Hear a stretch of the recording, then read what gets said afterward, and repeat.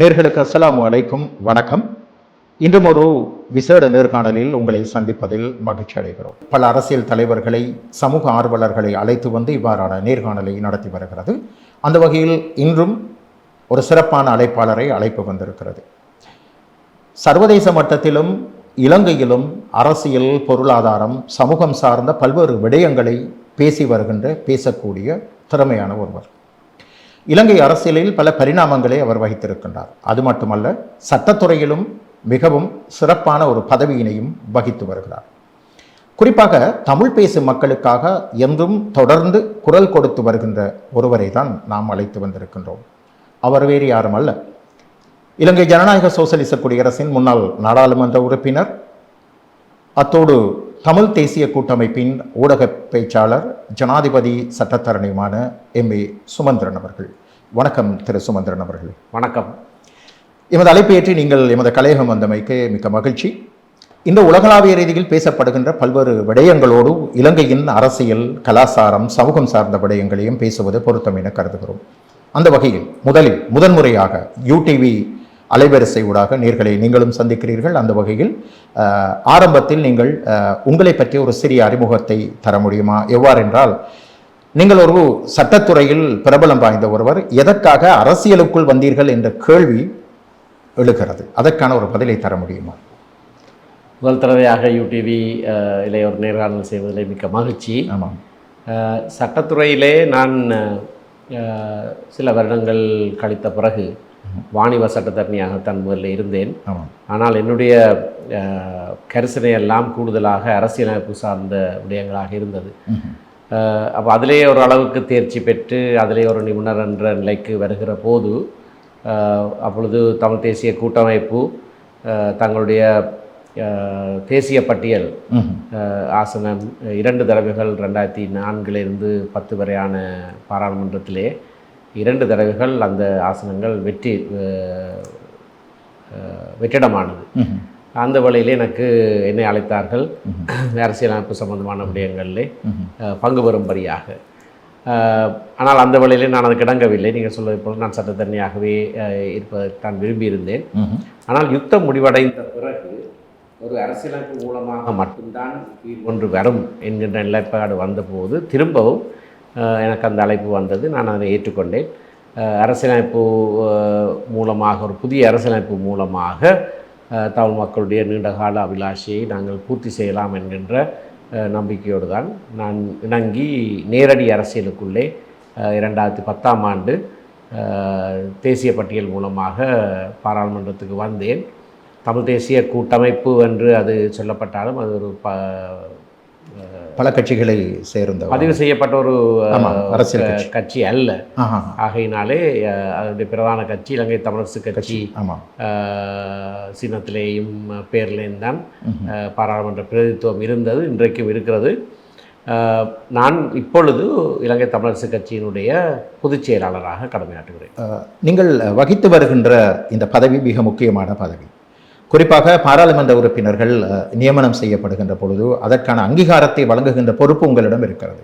எனவே பாராளுமன்றத்துக்கு வருகின்ற உறுப்பினர்களுடைய தகுதிகள் தொடர்பில் மக்கள் கேள்வி எழுப்புவார்கள். அவ்வப்போது தமிழ் தேசிய கூட்டமைப்பை பொறுத்த வகையில் இலங்கையில் வாழுகின்ற தமிழ் மக்களுக்கு மட்டுமல்ல, தமிழ் பேசும் ஒட்டுமொத்த சமூகத்துக்காகவும் பாராளுமன்றத்தில் குரல் எழுப்பி வருகிறார்கள்.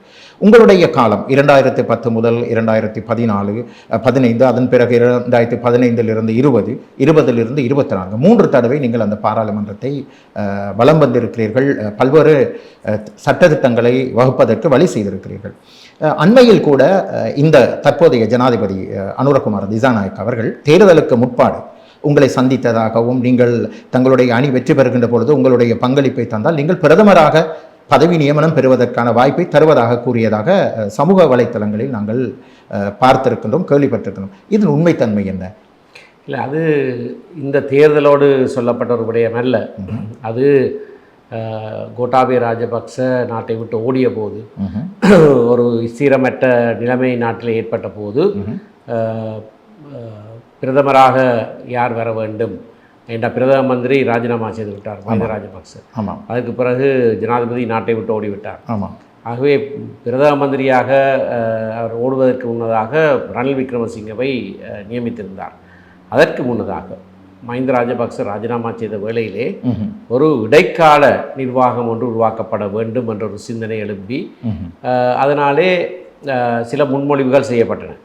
அந்த முன்மொழிவுகளிலே தான் அனுரகுமார திசாநாயக்க அவர்கள் தங்களுடைய கட்சியின் சார்பிலே சொன்ன விஷயம், சபாநாயகர் ஜனாதிபதி பதவியை எடுக்க வேண்டும், நான் பிரதம மந்திரியாக வர வேண்டும், ஒரு இடைக்கால ஒழுங்காக அது செய்யப்பட வேண்டும் என்று அவர் ஒரு முன்மொழிவு செய்திருந்தார். அதனை அவர் பாராளுமன்றத்திலேயும் சொல்லியிருக்கிறார். அது ஹன்சாரிலேயும் இருக்கிறது. அது ஒரு வித்தியாசமான ஒரு சூழ்நிலையில் ஏற்பட்ட ஒரு விடயம். அதற்கு காரணம் அவர் சொல்லுகிற போதே அந்த பேச்சிலேயே சொல்லுகிறார், எதிர்காலத்திலே ஜனாதிபதி பதவிக்கென்று போட்டியிலே ஈடுபடாமல் இருக்கக்கூடிய ஒருவரை நாங்கள் பிரதமராக இந்த இடைக்காலத்திலே பிரதமராக தெரிவு செய்ய வேண்டும், அதற்கு பொருத்தமானவர் வடக்கைச் சேர்ந்த திரு சுமந்திரன் என்றுதான் அவர் பாராளுமன்றத்திலே சொல்லியிருந்தார். அவ்வாறு சுமந்திரன் அவர்கள் இன்று பிரதமராக வந்திருந்தால் இந்த நாட்டிலே நீண்ட காலமாக இளையோடி போயிருக்கின்ற இனப்பிரச்சனை, குறிப்பாக தமிழ் மக்களது உரிமைசார் பிரச்சனை, வடகிழக்கிலும் வடகிழக்கு வெளியிலும் வாழுகின்ற தமிழ் மக்களது உரிமை, அவர்களுடைய தேவைப்பாடுகள், இது தொடர்பில் நீங்கள் என்ன நடவடிக்கை எடுத்திருப்பீர்கள்? ஒருவர் தனியாக நடவடிக்கை எடுத்து ஒரு தீர்வு வராது. இந்த நாட்டிலே இந்த நீண்டகால இனப்பிரச்சனை என்று நாங்கள் சொல்லுகிற பிரச்சனைக்கு ஒரு தீர்வு வர வேண்டுமாக இருந்தால் நாட்டிலே வாழுகிற சகல மக்களும் அதற்கு இணங்கி செயற்பட வேண்டும். அதிலேயும் விசேஷமாக எண்ணிக்கையிலே பெரும்பான்மையாக இருக்கிற சிங்கள மக்கள் அதுக்கு இணங்க வேண்டும். இல்லாவிட்டால் அந்த மாற்றம் வராது. அது வலிந்து கொண்டு வரப்பட்டாலும் அது நிலைத்து நிற்காது. ஆகையினாலே திடீரென்று ஒரு இடைக்காலத்துக்காக ஒருவர் நான் பிரதம மந்திரியாக வந்திருந்தால் இந்த நீண்டகால பிரச்சனையை தீர்த்திருக்கலாமா இல்லையா என்பது குறித்து எனக்கு தெரியாது. நானும் அதனை விரும்பியிருக்கவில்லை. அதை பற்றி அந்த முன்மொழிவை செய்வதற்கு முன்னதாக ஜனாதிபதி அனுரகுமார திசாநாயக்கவும் தற்போது வெளியுறவு அமைச்சராக இருக்கிற விஜிதஹேரனுடைய வீட்டிலே வந்து என்னிடத்தில் இதை கேட்டிருந்தார்கள். நான் மறுத்திருந்தேன். நான் சொன்னால் இந்த முன்மொழிவு சரி வராது. ஏனென்றால் நாட்டிலே இருக்கிற பெரும்பான்மை மக்களுடைய ஆதரவோடு தான் இது செய்யப்பட வேண்டும். ஆகையினாலே பிரதமராக வந்தால் ஏதோ ஒன்றை செய்து சாதித்து இருக்க முடியும் என்று நான் நினைக்கவில்லை. குறிப்பாக 13வது திருத்தச் சட்டம் பற்றி கடந்த காலங்களில் பேசப்பட்டது. இந்த அரசாங்கமும் கூட இதற்கு முன்னர் 13ஆம் திருத்தச் சட்டம் நடைமுறைப்படுத்த வேண்டும், தமிழ் மக்களுக்கான உரிமை வழங்கப்பட வேண்டும், அவர்கள் மாகாண சபை எதிர்த்தாலும் கூட மாகாண சபையில் பிரதிநிதித்துவத்தை அவர்கள் எடுத்த பிறகு கூட இந்த 13 நடைமுறைப்படுத்தப்பட வேண்டும் என்று உங்கள் அணியோடு அவர் பயணித்திருக்கிறார். இப்பொழுது இந்த 13ஐ இந்த பாராளுமன்றத்தில் சமர்ப்பித்தால் பெரும்பான்மை 149 ஆசனங்களை வைத்திருக்கிறார்கள். இது சாத்தியமாகுமா அல்லது தமிழ் மக்களுக்கான தீர்வு கிடைக்குமா என்ற உங்களது தூரமான பார்வை எவ்வாறு இருக்கிறது? 13 பாராளுமன்றத்தில் சமர்ப்பிக்க தேவையில்லை. அது ஏற்கனவே சட்டம், அது ஏற்கனவே நிறைவேற்றப்பட்ட ஒரு சட்டம். மற்றது எல்லாரும் 13 தனியாக பிரித்து பேசுகிறார்கள். நாட்டில் 21 அரசியலமைப்புக்கு 21 திருத்தங்கள் இருக்கிறது. நாங்கள் ஒவ்வொரு திருத்தத்தையும் சொல்லி அந்த திருத்தத்தை தனியாக பேசுவதில்லை. அதுதான் இப்பொழுது அரசியலமைப்பு சட்டம். திருத்தம் செய்துபட்டால் திருத்தம் செய்த பிறகு இருப்பது தான் அரசியலமைப்பு சட்டம். ஆகவே 13ஆம் திருத்தத்தில் இருப்பது இப்பொழுது எங்களுடைய நாட்டினுடைய அரசியலமைப்பு சட்டம். அந்த அரசியலமைப்பை நான் பாதுகாப்பேன், அதனை நடைமுறைப்படுத்துவேன் என்று தான் எல்லாருமே வாக்குறுதி கொடுப்பது, பதவிக்கு வருகிற போது பதவி பிரமாணம் செய்வது எல்லாம் அதை வைத்துத்தான். பின்னர் அதனை மறந்து விடுகிறார்கள். ஆகையினாலே நாட்டிலே இருக்கிற அரசியலமைப்பிலே இருக்கிற விடயங்களை முழுமையாக அமல்படுத்த வேண்டும். இல்லையென்றால் அவர்களே நாட்டின் அரசியலமைப்பை மீறுகிறவர்களாக இருக்கிறார்கள். ஆகையினாலே மாகாண சபை முறைமை அரசியலமைப்புக்குள்ளே கொண்டு வரப்பட்டிருக்கிறது. அது இப்பொழுது அரசியலமைப்பிலே ஒரு பங்கும் பாகமாக இருக்கிறது. அதனை நடைமுறைப்படுத்த வேண்டும். அதனை தள்ளி வைப்பது என்பது அரசியலமைப்பை மீறுகிற செயல். இவ்வாறு மாகாண சபை தேர்தல் நடத்தப்பட வேண்டும், இந்த அரசியலமைப்பு பாதுகாக்கப்பட வேண்டும் என்று நீங்கள் கூறுகிறீர்கள். இதனை நடைமுறைப்படுத்துவதற்கு அழுத்தம் கொடுப்பதற்கு மக்கள் சக்தி அல்லது சட்ட ரீதியான ஏற்புகள் ஏதும் நீங்கள் கொண்டிருக்கிறீர்களா, உங்களது கட்சி கொண்டிருக்கிறதா? சட்ட ரீதியாக அதனை அமல்படுத்துவதிலே ஒரு சிக்கல் இருக்கிறது. மாகாண சபை தேர்தலை நடத்துவதற்கு ஏனென்று சொன்னால் ஒரு திருத்த மாகாண சபை தேர்தல் முறைமைக்கு கொண்டு வரப்பட்டு 2017ஆம் ஆண்டு அது ஒரு இழுபறி நிலையிலே இருக்கிற காரணத்தினாலே தேர்தல் நடத்த முடியாமல் இருக்கிறது. அது எல்லை நிர்ணயத்தை சொல்லுகிறீர்கள். எல்லை நிர்ணயம் கொண்டு வரப்பட்டபடினாலே ஆகையினாலே அந்த பாராளுமன்றத்திலேயே நான் ஒரு தனிநபர் சட்டமூலத்தை கொண்டு வந்து அது செய்யப்பட்ட திருத்தத்தை விளக்குவதற்கான ஒரு வழிமுறையை ஏற்படுத்தியிருந்தேன். அது அந்த பாராளுமன்றத்திலே நிறைவேற்ற முடியவில்லை. அதுக்கு அடுத்த பாராளுமன்றத்திலேயும் அதே தனிநபர் சட்டமூலத்தை கொண்டு வந்து முதலாம் வாசிப்பிலே நிறைவேற்றப்பட்டு, இரண்டாம் வாசிப்பிலேயும் நிறைவேற்றப்பட்டு, மூன்றாம் வாசிப்புக்காக காத்திருக்கிற போது பாராளுமன்றம் கிளைக்கப்பட்டது. ஆமாம். ஆகையினாலே அது நிறைவேற்றப்பட முடியவில்லை. அது நிறைவேற்றப்பட்டால் உடனடியாக மாகாண சபை தேர்தல் நடக்கும். ஆகவே சட்டத்தின் மூலமாக அதனை செய்வதாக இருந்தால் இந்த திருத்தம் ஒன்று செய்யப்பட வேண்டிய அத்தியாவசியம் ஒன்று இருக்கிறது. இந்த பாராளுமன்றத்திலே நான் கொண்டு வந்த அதே தனிநபர் சட்டமூல வரைவை கௌரவ சாணக்கியன் ராசமாணிக்கம் கொண்டு வந்திருக்கிறார். அது இப்பொழுது இரண்டாம் வாசிப்புக்காக காத்திருக்கிறது. அரசாங்கம் இணங்கினால்தான் அது நிறைவேற்றப்படலாம், இல்லாவிட்டால் அதை நிறைவேற்றப்படுவதற்கான பெரும்பான்மை பாராளுமன்றத்திலே இல்லை.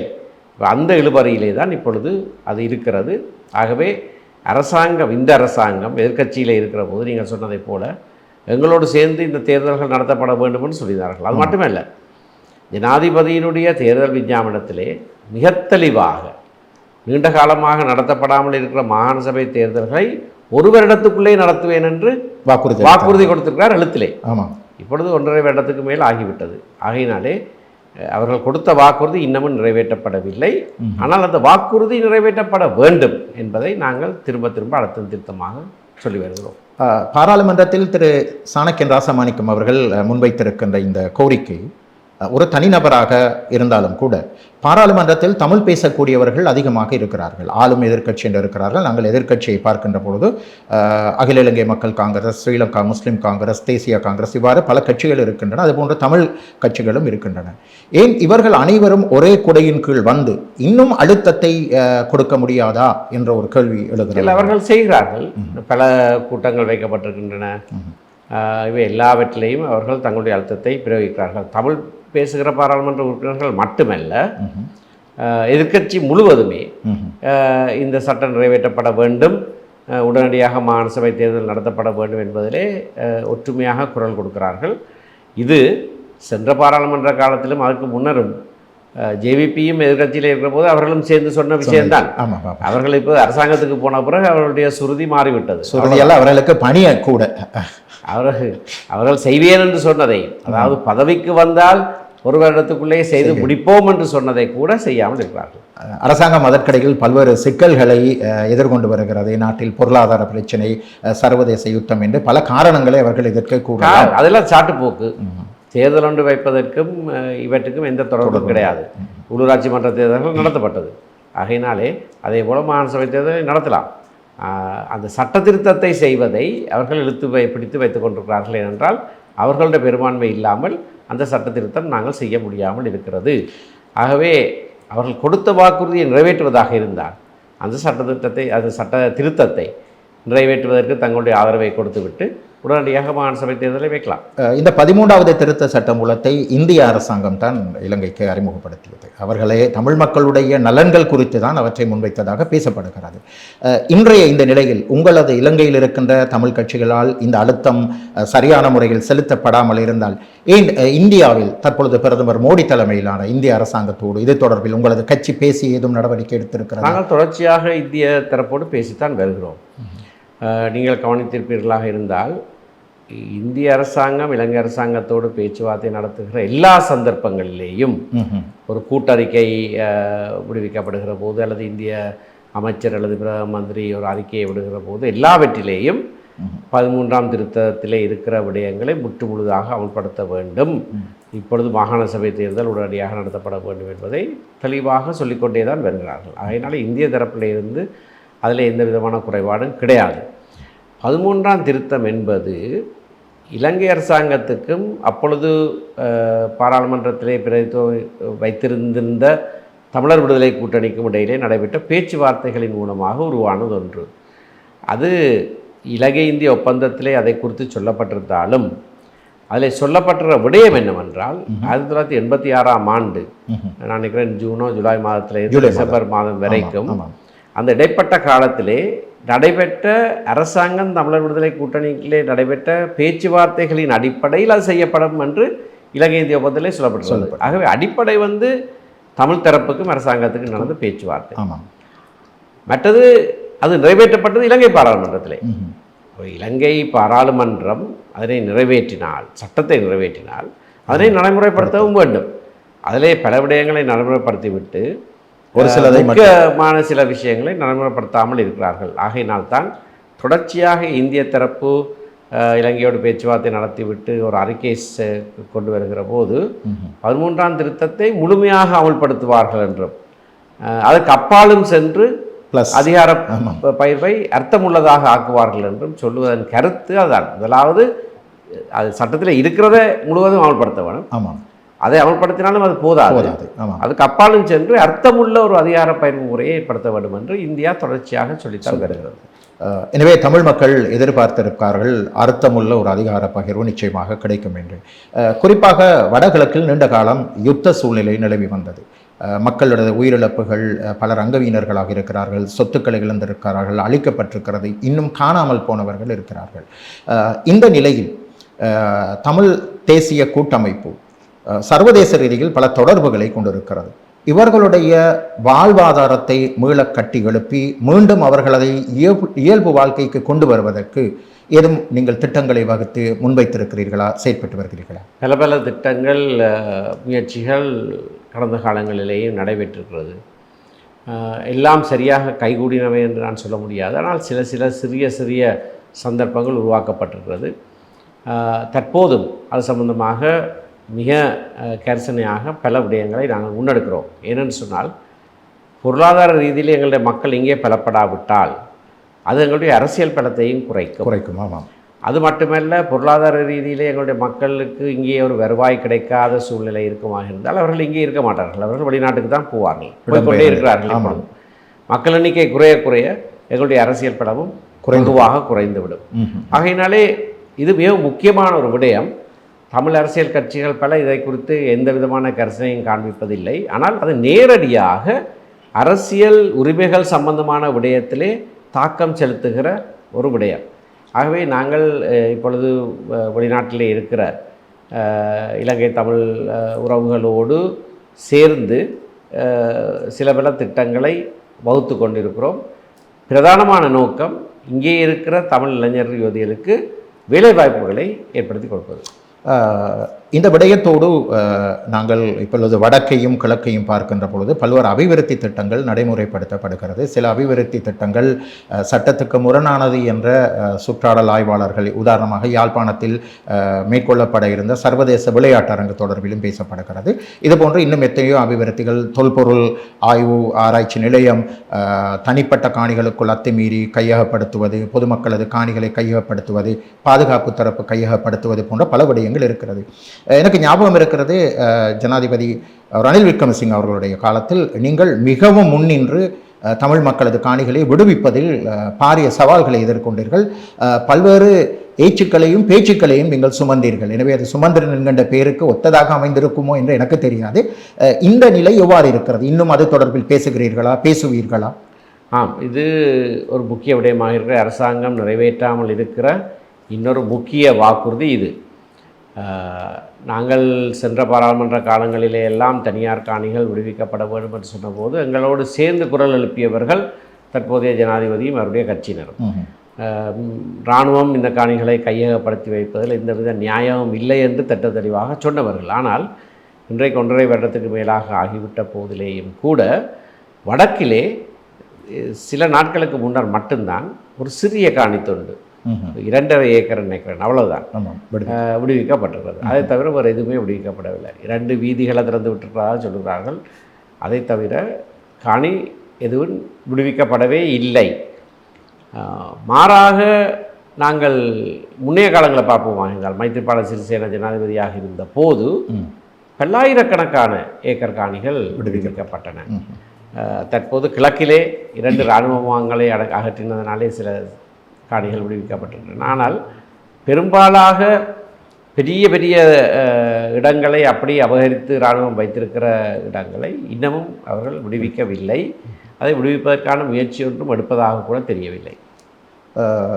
இவ்வாறு கள நிலவரம் இருக்கின்ற பொழுது இன்று தமிழ் தேசிய கூட்டமைப்பை மக்கள் அங்கீகரித்திருக்கிறார்கள்.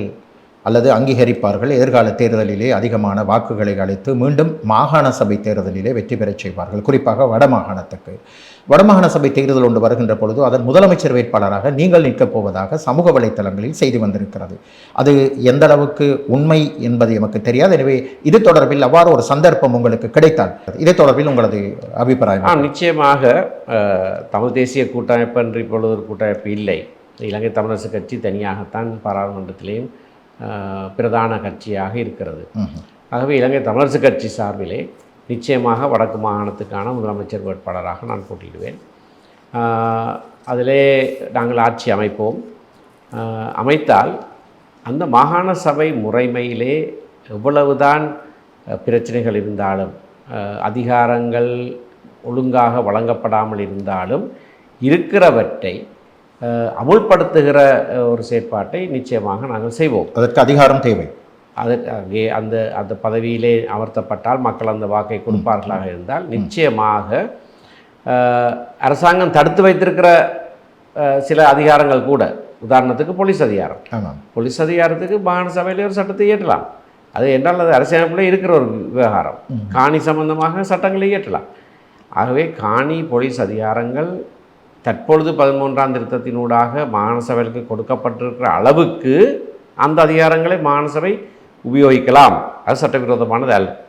ஆகையினாலே அப்படியான சில விடயங்களை செய்வதற்கும், விசேடமாக மக்கள் மத்தியிலே போரால் பாதிக்கப்பட்ட மாகாணங்கள் வடக்கும் கிழக்கும் அதிலேருந்து மீளெழுவதற்கான விசேட திட்டங்களை செய்வதற்கு மாகாண சபை முறைமை நிச்சயமாக உபயோகப்படுத்தப்படலாம். நாங்கள் கிழக்கு மாகாணத்தை நோக்கியும் பார்த்துருக்கிறோம். கிழக்கு மாகாணத்திலேயும் தமிழ் பேசுகிற மக்கள் சேர்ந்து தான் ஒரு ஆட்சி அமைக்க வேண்டும். ஆகினால்தான் நாங்கள் வடக்கும் கிழக்கும் ஒரு மொழிசார் மாநிலமாக அமைய வேண்டும் என்று எங்களுடைய மக்களுடைய விருப்பத்தை தெரிவித்திருக்கிறோம். ஜனநாயக ரீதியில் பல போராட்டங்கள் கடந்த காலங்களில் இடம்பெற்றன. அது ஆட்சி மாற்றத்துக்கும் காரணமாக அமைந்தது. இருந்த பொழுதும் அப்போது பயங்கரவாத தடை சட்டமும் பயன்படுத்தப்பட்டிருந்தது. பல இளைஞர்கள் கைது செய்யப்பட்டார்கள். குறிப்பாக தமிழ் இளைஞர்கள் இன்னும் சிறையில் பலர் வாடுகிறார்கள். கடந்த கால பயங்கரவாத தடை சட்டத்தை பயன்படுத்தி யுத்தத்தின் போது கைது செய்யப்பட்டார்கள் என்று. இவர்களது விடுதலை தொடர்பில் நீங்கள் என்ன நடவடிக்கை எடுத்திருக்கிறீர்கள்? நாங்கள் மைத்ரிபால சிறிசேன ரணில் விக்ரமசிங்க ஆட்சி காலத்திலே முதல் தடவையாக இதில் நேரடியாக பங்கு கொள்ளக்கூடியதாக இருந்தபடினாலே 200க்கு மேற்பட்டவர்கள் விடுவிக்கப்பட்டார்கள் அந்த காலத்தில். தற்போது அது நீண்டகால பயங்கரவாத தடுப்பு சட்டத்துக்கு இடையே வைத்திருக்கப்படுகிறவர் என்பது 10 பேர் தான் இருக்கிறார்கள். ஆகவே அவர்களை விடுவிக்கும்படியாக கடந்த தடவை நாங்கள் ஜனாதிபதியோடு பேச்சுவார்த்தை நடந்த போது கூட உத்தியோகபூர்வமாக நாங்கள் கோரிக்கை விடுத்தோம்.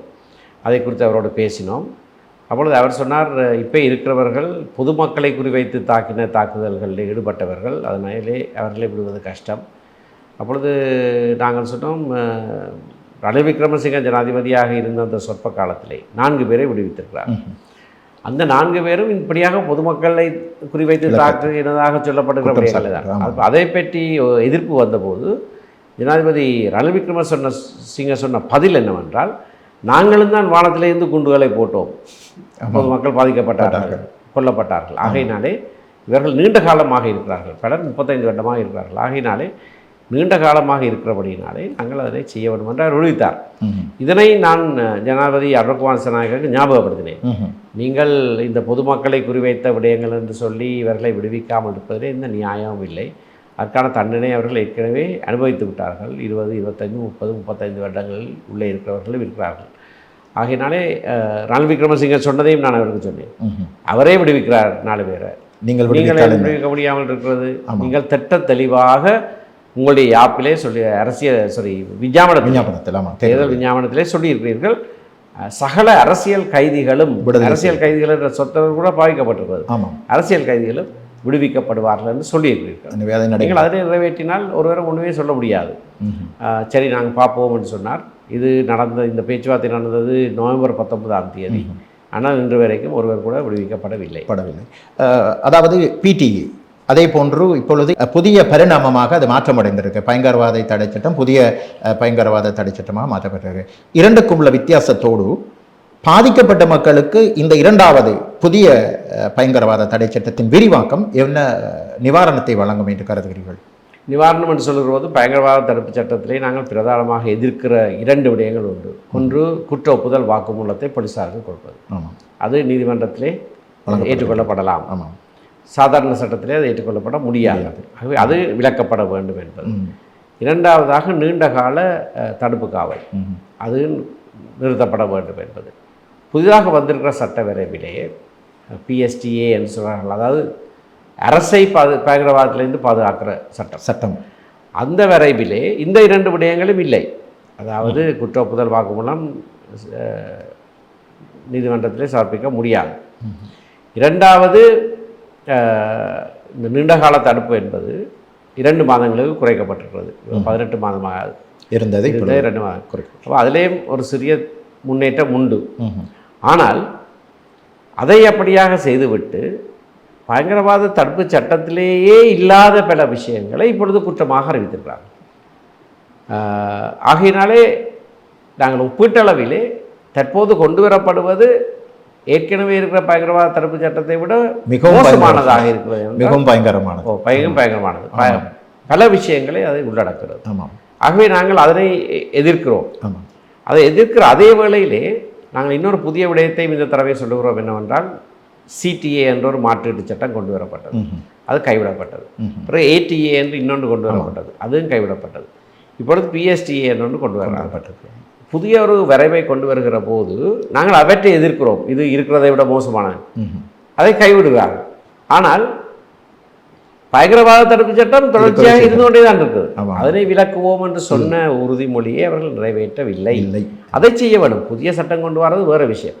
புதிய சட்டம் கொண்டு வரதையும் இதையும் ஒரு சட்டமூலத்துக்குள்ள உள்ளடக்கி போட்டு சரி இதற்கு எதிர்ப்பு இருக்கிறது என்று அதை கைவிடுகிற போது தொடர்ச்சியாக பயங்கரவாத தடுப்பு சட்டம் அமுலிலே இருந்து கொண்டே இருக்க போகிறது. ஆகையினாலே அந்த நிலைமை மாற்றப்பட வேண்டும் என்பதை நாங்கள் தெளிவாக வலியுறுத்தி வருகிறோம்.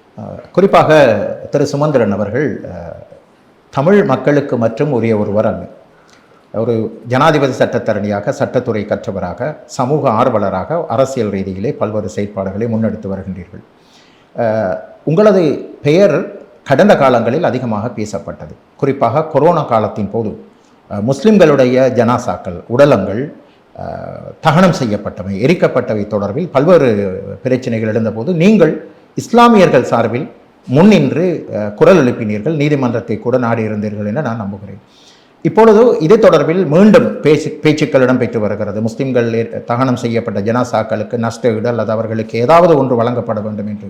எனவே இது தொடர்பில் பொருத்தமான ஒருவர் பதிலளிக்கக்கூடியவர் ஜனாதிபதி ஆணைக்குழு நியமிக்கப்பட்டு இதற்கான தீர்வு வழங்கப்பட வேண்டும் என்று ஆலோசனை முன்வைக்கப்பட்டிருக்கிறது. இதனை உங்கள் தலைமையில் முன்னெடுத்து செல்வதற்கு நீங்கள் விருப்பம் கொண்டிருக்கிறீர்களா? இது தொடர்பில் உங்களது கருத்து? நிச்சயமாக அந்த ஜனாசாக்கள் எரிக்கப்பட தொடங்குகிற போது நாங்கள் மிக மிக தெளிவாக உரத்து குரல் கொடுத்தோம். அதற்கு எதிராக பாராளுமன்றத்திலேயும் குரல் கொடுத்தோம், நீதிமன்றத்திலேயும் அதை சவாலுக்கு உட்படுத்தி நீண்ட விவாதங்கள் எல்லாம் செய்திருந்தோம். ஏனென்றால் அதற்கான ஒரு விஞ்ஞானபூர்வமான ஆய்வு இல்லாமல் வெறுமனே ஒரு இனத்துவேஷ நோக்கோடு செய்யப்பட்ட ஒரு விடயம் அது. அந்த விடயத்திலே தமிழ் பேசுகிற முஸ்லீம் மக்களோடு நாங்கள் தோளோடு தோள் நின்றோம், அவர்களுக்காக முழுமையாக குரல் எழுப்பினோம். அது சம்பந்தமாக தற்போது எழுந்திருக்கிற விஷயங்கள் அப்படியாக வலுக்கட்டாயமாக தகனம் செய்யப்பட்ட உடல்கள் சம்பந்தமாக அவர்களுடைய உறவினர்களுக்கு நஷ்டஈடு வழங்க வேண்டும் என்பது அதனால் அதுக்கு ஒரு ஜனாதிபதி ஆணைக்குழு தேவையில்லை. அதை அரசாங்கமே முன்னின்று அதனை செய்யலாம். அது செய்கிற போது தான் அரசு அல்லது ஆட்சி அல்லது நாடு தாங்கள் செய்தது தவறு என்பதை ஒத்துக்கொள்ளுகிறார்கள் என்பது பதிவிலே வரும்.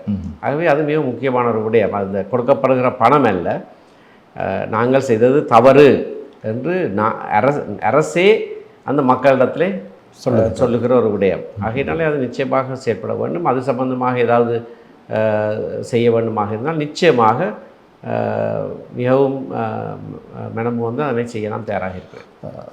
எமது நாடு அண்மை காலமாக பொருளாதார ரீதியில் பெரும் பின்னடைவை கண்டது. அதற்கு பல்வேறு காரணங்கள், குறிப்பாக கொரோனா, அதன் பிற்பாடு தித்வா என்கின்ற புயல் சூறாவளி காரணமாக மலையகத்திலே பாரிய உயிரிழப்புகள் ஏற்பட்டன.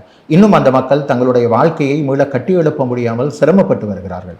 அவர்களுக்கு பல வாக்குறுதிகள் அவ்வப்போது வழங்கப்பட்டாலும் கூட அவை நிறைவேற்றப்படாமல் இருக்கிறது. எனவே மலையக மக்களை பிரதிநிதித்துவப்படுத்தி அவர்களது பிரச்சனைகளை முன்வைத்து பேசுவதற்கு இன்று பாராளுமன்றத்திலும் போதுமான நேரங்கள் ஒழுங்கப்படுவதில்லை.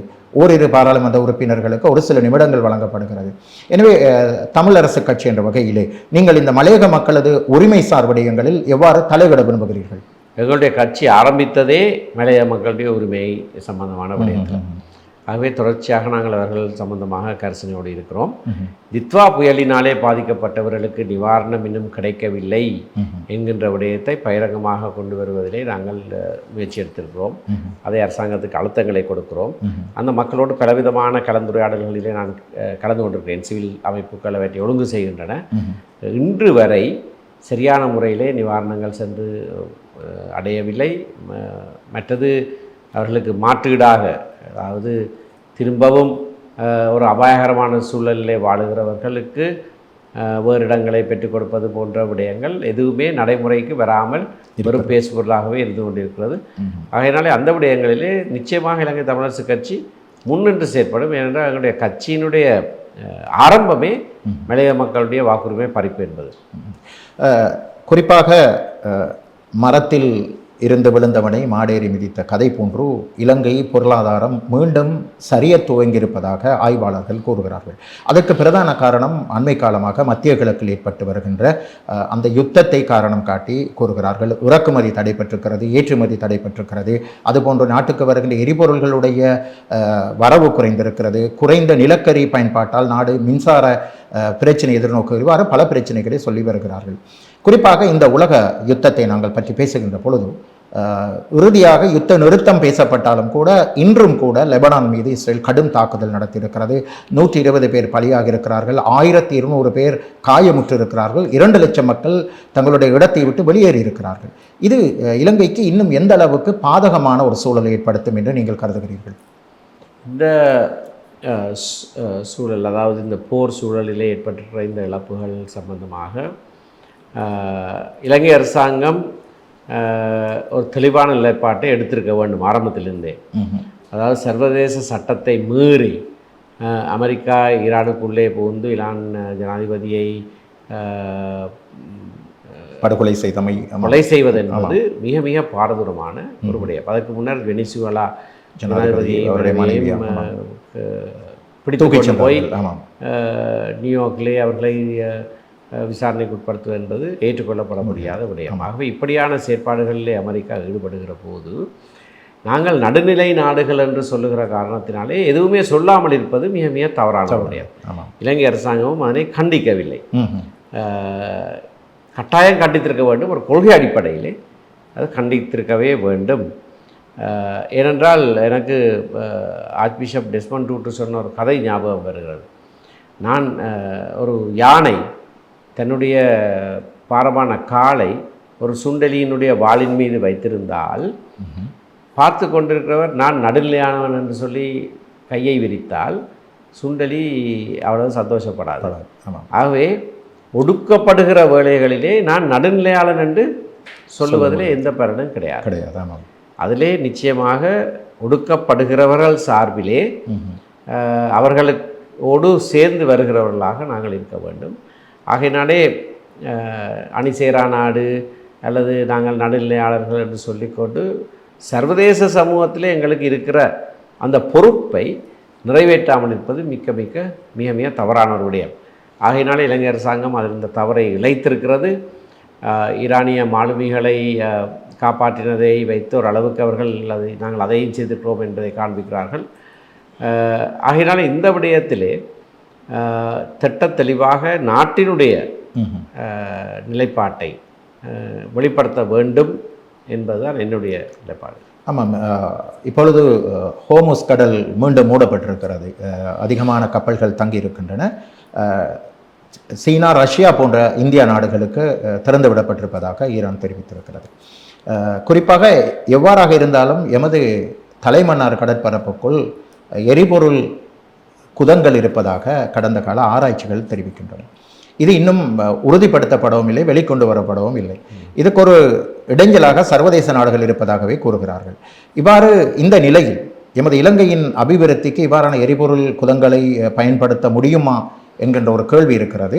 இது தொடர்பில் குறிப்பாக வடகிழக்கை ஆளுகின்ற ஒரு கட்சி தமிழரசு கட்சி, உங்களுக்கு அதிகமான பொறுப்பு இருக்கிறது அந்த பிரதேசத்தின் அபிவிருத்தி தொடர்பில். எனவே இது தொடர்பில் உங்களது கருத்து என்ன? இலங்கையிலே எண்ணெய் வளங்கள் இருக்கின்றன என்பதற்கு போதிய ஆதாரங்கள் உண்டு. அந்த வளங்களை நாங்கள் விருத்தி செய்ய வேண்டும், அதை நாட்டுக்கு பிரயோசனமாக உபயோகிக்க வேண்டும். ஆனால் அதே வேளையிலே அப்படியான ஒரு எண்ணெய் சம்பந்தமான வளம் இந்த நாட்டில் இருக்கிறது என்று தெரிந்தாலே பல்வேறு நாடுகள் இதனை ஆக்கிரமிப்பதற்கு வந்துவிடுவார்கள். இதை ஒரு யுத்த களமாக பாவிப்பார்கள். ஆகையினாலே அதை பற்றி அதிகம் பொது வழியிலே பேசிக்கொள்ளாமல் அதை ஆராய்ச்சி செய்து அதை எப்படியாக அதனுடைய வருவாயை நாட்டுக்கு எடுப்பது மட்டுமல்ல, நாட்டிலே வாழுகிற சகல மக்களுக்கும் சகல பிராந்தியங்களிலே வாழுகிறவர்களுக்கும் அது சமமாக அதனாலே கிடைக்கிற வெற்றி சமமாக பங்கிடப்பட வேண்டும். அதன் மூலமாக அபிவிருத்தி திட்டங்கள் பல செய்யலாம். அதிலேயும் ஏற்றத்தாழ்வு இல்லாமல் அபிவிருத்தி செய்யப்பட வேண்டும். எந்த இடத்துக்கு கூடுதல் இன்னொரு இடத்துக்கு குறை இல்லாமல் சமமாக அனைவருக்கும் அந்த கிடைக்கிற வண்ணமாக அந்த அபிவிருத்தி திட்டங்களை நடைமுறைப்படுத்துவது தான் மிகவும் முக்கியமான விடயம் என்று நான் கருதுகிறேன். இன்று சர்வதேச பற்றி அதிகமாக பேசுகிறார்கள். நாங்கள் அதற்காக நேரத்தை செலவிட வேண்டிய தேவைப்பாடு இல்லை. எமது மக்களுக்கு எத்தனையோ பிரச்சனை இருக்கிறது, அதை நாங்கள் தெளிவுபடுத்த வேண்டிய தேவை இருக்கிறது. இன்னும் ஒரு கேள்வி தொக்கி நிற்கிறது. குறிப்பாக செம்மணி, அதுபோன்று வெடுக்கு நாரி வவுனியாவிலே, அதுபோன்று தையிட்டி, இவ்வாறு பல பிரச்சனைகள் இருக்கிறது. இது தொடர்பில் இன்றும் சமூகம் எதிர்பார்க்கிறது நியாயமான தீர்வை தமிழ் அரசு கட்சி அல்லது தமிழ் தேசிய கூட்டமைப்பு பெற்றுத்தரும் என்று. இது தொடர்பில் நீங்கள் கடந்த காலங்களில் பல்வேறு நடவடிக்கை எடுத்து வந்திருக்கிறீர்கள். இதில் எந்த அளவுக்கு வெற்றி கிடைத்திருக்கிறது என்று சொல்ல முடியுமா? பொறுப்புக்கூறல் சம்பந்தமான விடயங்களில் நாங்கள் யுத்த முடிவடைந்த உடனேயே பல விடயங்களை முன்னெடுத்திருக்கிறோம். விசேடமாக ஐக்கிய நாடுகள் மனித உரிமை பேரவை ஜெனீவாவிலே நடக்கிற போது அங்கே இந்த விடயம் 2012ஆம் ஆண்டிலிருந்து இன்று வரைக்கும் தீர்மானங்கள் நிறைவேற்றப்பட்டு அதன் மூலமாக பல நடவடிக்கைகளும் செய்யப்பட்டிருக்கிறது. முழுமையாக அதனை அமல்படுத்த முடியாது, ஏனால் அது மனித உரிமை பேரவைக்கு கட்டுப்படுத்துகிற தீர்மானங்களை நிறைவேற்ற அதிகாரம் கிடையாது. ஆகவே ஆனாலும் கூட அவர்கள் நிறைவேற்றுகிற தீர்மானங்களை நடைமுறைப்படுத்துவதற்கான தேவையான நடவடிக்கைகளை அவர்கள் செய்ய வேண்டும். பலவற்றை அவர்கள் செய்திருக்கிறார்கள். அந்த தீர்மானங்கள் இல்லாமல் இருந்திருந்தால் நிலைமை மிக மிக மோசமாக இருக்கும். இதை பற்றி பேசியிருக்க மாட்டார்கள். ஆமாம், இப்பொழுது பலர் என்னத்தை அதிலே கண்டோம் என்று கேட்கிற கேள்விக்கு பதில் அதுதான். ஆமாம், இன்னும் மிக மிக மோசமான நிலைக்கு நாங்கள் தள்ளப்பட்டிருப்போம் அந்த தீர்மானங்கள் இல்லாமல் இருந்திருந்தால். அதனாலே பாரிய முன்னேற்றம் என்று எதையும் சொல்ல முடியாவிட்டாலும் கூட நாங்கள் பின்னடைவு அடையாமல் இருப்பதற்கு அது தற்பாதுகாப்பாக இருக்கிறது, முக்கிய காரணியாக இருக்கிறது. இறுதியாக இந்த அரசாங்கம் ஆட்சிக்கு வருவதற்கு முன்னர் பல்வேறு வாக்குறுதிகளை தமிழ் மக்களுக்கு மட்டுமல்ல இந்த நாட்டு மக்களுக்கு வழங்கி இருக்கிறது. இப்பொழுது அவற்றை நடைமுறைப்படுத்துவதில் சிக்கல் ஏற்பட்டிருக்கிறது. குறிப்பாக ஜனாதிபதி தலைமையிலான அமைச்சரவை பல தீர்மானங்களை எடுத்தாலும் கூட அவற்றை நடைமுறைப்படுத்துவதில் அதிகாரிகள் பல தடைகளை ஏற்படுத்துவதாகவும் கூறப்படுகிறது. குறிப்பாக நீங்கள் ஒரு அரசியல்வாதி, சட்டத்தரணி, சமூக செயற்பாட்டாளர், இந்த வகையில் இந்த அரசாங்கத்துடைய இந்த போக்கு எமது மக்களுக்கு விடிவை கொடுக்குமா என்று கேள்வி எழுகிறது. இது பற்றி உங்களது கருத்து? இந்த அரசாங்கம் பதவிக்கு வந்தபோது பலருக்கு அது ஒரு நம்பிக்கை கீட்டாக தென்பட்டது. ஏனென்றால் அதற்கு முன்னர் 3 பாராளுமன்ற உறுப்பினர்கள் 3% வாக்குகளைத்தான் பெற்றவர்கள். ஆனால் மக்களுக்கு பாரம்பரிய கட்சிகளில் இருந்த வெறுப்பின் காரணமாக பிரதானமாக இந்த கட்சிக்கு வாக்களித்திருக்கிறார்கள். ஆனால் இவர்களும் மற்றவர்கள் போன வழியிலே தான் போகிறார்களோ என்ற சந்தேகம் இப்பொழுது வலுவாக எழுகிறது. அப்படியானால் மக்கள் இன்னமும் மோசமாக பாதிக்கப்படுவார்கள், ஏமாற்றமடைவார்கள். ஆகையினாலே அதை இந்த அரசாங்கம் செய்யாமல் என்னென்ன வாக்குறுதிகளை கொடுத்திருக்கிறார்களோ அதனை செய்வதற்கு தொழில்நுட்ப ரீதியாக வேறு பல விதங்களிலே நாங்கள் உதவுவதற்கு தயாராக இருக்கிறோம். அதனை செய்வதற்கான நடவடிக்கைகளை அரசாங்கம் எடுக்க வேண்டும். ஆனால் தற்போது இருக்கிற சூழ்நிலையை பார்த்தால் அவர்கள் அந்த திசையிலே இப்பொழுது பயணிக்க விரும்புவதில்லை போல தென்படுகிறது. இந்த அரசாங்கம் ஆட்சி மாற்றம் ஒன்று ஏற்பட்டால் வருகின்ற அரசாங்கம் நீங்கள் எதிர்பார்க்கின்ற விடயங்களை அவர்கள் நடைமுறைப்படுத்துவார்கள், அல்லது இந்த அரசாங்கத்தோடு உங்களுக்கு ஜனாதிபதியோடு இருக்கின்ற நெருக்கத்தை வைத்து நீங்கள் சில ஆலோசனைகளை ஏன் வழங்க முடியாது? ஜனாதிபதிக்கு பல விஷயங்கள் சம்பந்தமாக நான் ஆலோசனைகள் கொடுத்திருக்கிறேன். அவரும் அடிக்கடி தொலைபேசியில் என்னோடு பேசுவார். ஆனால் எதுவும் நடைமுறைக்கு வருவதாக தெரியவில்லை. வெறும் பேச்சளவிலே எல்லாமே இருக்கிறது. ஆலோசனை கேட்பதிலேயே முடிந்து விடுகிறது. சில விடயங்கள் நாங்கள் பேசாமலே நடந்தும் இருக்கிறது, இல்லைன்னு சொல்லவில்லை. ஆனால் இதனை ஒரு நிறைவுக்கு கொண்டு வருவதற்கு, ஒரு முடிவுக்கு கொண்டு வருவதற்கு இந்த பல நடவடிக்கைகள் மிகவும் அத்தியாவசியமானதாக இருக்கிறது. அவற்றை நாங்கள் நிச்சயமாக செய்து கொண்டிருக்கிறோம், இன்னும் கூடுதலாக செய்வோம். நிகழ்ச்சியை நாங்கள் நிறைவு செய்வதற்கு முன்னர் மிக முக்கியமான ஒரு விடயம் உயிர்த்த ஞாயிறு தாக்குதல் சம்பந்தமாக இன்று மீண்டும் அவை பேசப்படுகிறது. புத்தகங்கள் வெளிவருகின்றன, அறிக்கைகள் வெளிவந்த வண்ணம் இருக்கின்றன, கட்சிகள் மாறி மாறி குற்றம் சுமத்துகின்றன. இந்த நிலையில் உயிர்த்த ஞாயிறு தாக்குதல் தொடர்பான விசாரணை எவ்வாறு இருக்க வேண்டும் என்று நீங்கள் கருதுகிறீர்கள்? இந்த விசாரணையிலே சுரேஷ் சாலே கைது செய்யப்பட்ட போது எனக்கு இந்த அரசாங்கம் இதில் கை வைத்திருப்பது, இதனை செய்யும் என்கின்றதிலே ஒரு சிறிய நம்பிக்கை ஏற்பட்டிருக்கிறது. ஏனென்றால் சுரேஷ் சாலை சாதாரணமான ஒருவர் அல்ல. அவர் உளவுத்துறையினுடைய பிரதானியாக இருந்தவர். ஆகவே உளவுத்துறையில் இருக்கிறவர்களை அவர்களுடைய காலம் முடிந்த பிறகு நீதிமன்றத்துக்கு கொண்டு வருவது என்பது ஏற்றுக்கொள்ள முடியாத ஒரு விடயம். ஆனால் அவர் அந்த பதவியை வைத்துக்கொண்டு தான் செய்யக்கூடாதவற்றை செய்து அதனாலே ஒரு பெரும்பான்மையை வகுத்து கொண்டார் என்று சொன்னால் அது மிகவும் மோசமான ஒரு செயல். அதுதான் எங்களுடைய குற்றச்சாட்டு. ஆகையினாலே இன்றைக்கு இந்த அரசாங்கம் பதவிக்கு வந்திருக்கிறது மக்களுடைய வாக்கினாலே. ஆனால் கோட்டாபய ராஜபக்சவையும் இந்த மக்கள் தான் நியமித்தார்கள். 2 நடத்தினார்கள். ஆகையினால் இது எவருக்குன்னு நடக்கலாம். அதாவது உண்மையாக மனம் வந்து மக்களுக்கு சேவையாக செய்யாமல் அதனை வேறொரு விடயத்துக்கு கருவியாக வைத்து கொண்டு செயற்பட போகிறார்களாக இருந்தால் நிச்சயமாக அது அவர்களுடைய அழிவிலே தான் முடியும். இவ்வாறு அவர்கள் ஒருபுறம் அழிவது இருக்க, மீண்டும் இந்த நாட்டை கட்டியெழுப்பி மக்களை வாழ்வாதாரத்தில் அவர்களது பொருளாதாரத்தில் முன்னேற்றம் செய்ய வேண்டும் என்பது எல்லோரது ஆசையும் பிரார்த்தனையும் ஆகும். இறுதியாக ஒட்டுமொத்த தமிழ் சமூகத்தையும் ஒற்றுமைப்படுத்துவதற்கு உங்களது கட்சி ஏதாவது திட்டங்களை வகுத்திருக்கிறது? மிக மிக தீவிரமாக அதை குறித்து நாங்கள் செயற்பட்டு கொண்டிருக்கிறோம். அனைத்து தமிழ் கட்சிகளுக்கு நாங்கள் கடிதம் மூலமாகவும் வாய் மூலமாகவும் அழைப்பு விடுத்திருக்கிறோம்.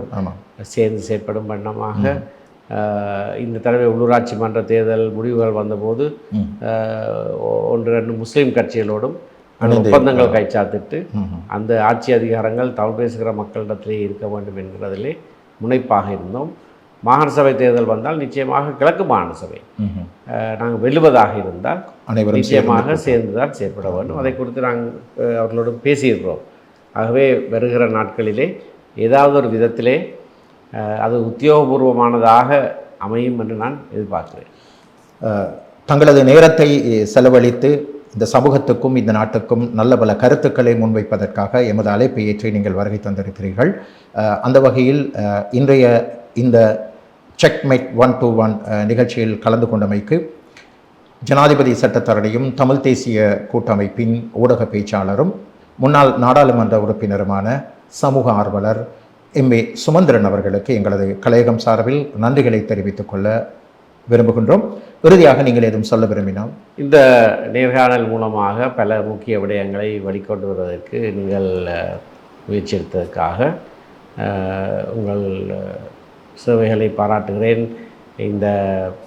உங்களுடைய இந்த சேனல் மென்மேலும் சிறப்பாக பல விடயங்களை மக்களுக்கு எடுத்து செல்லும் என்று எதிர்பார்த்திருக்கிறோம். மக்களுக்கு நடைபெறுகிற உண்மைகளை வறுமையாக அறிவித்தாலே போதும். ஆகவே அப்படியான ஒரு புனிதமான ஒரு செயலிலே ஈடுபட்டிருக்கிறவங்களுக்கு எங்களுடைய வாழ்த்துக்கள். நன்றி. செக்மேட் 1-to-1 இத்தோடு நிறைவு பெறுகிறது. மீண்டும் மற்றும் ஒரு அரசியல் கலந்துரையாடலோடு உங்கள் அனைவரையும் சந்திக்கும் வரை உங்களிடமிருந்து விடைபெறும் நான் இர்ஷாத் ரஹ்மத்துல்லா. அஸ்ஸலாமு அலைக்கும். வணக்கம்.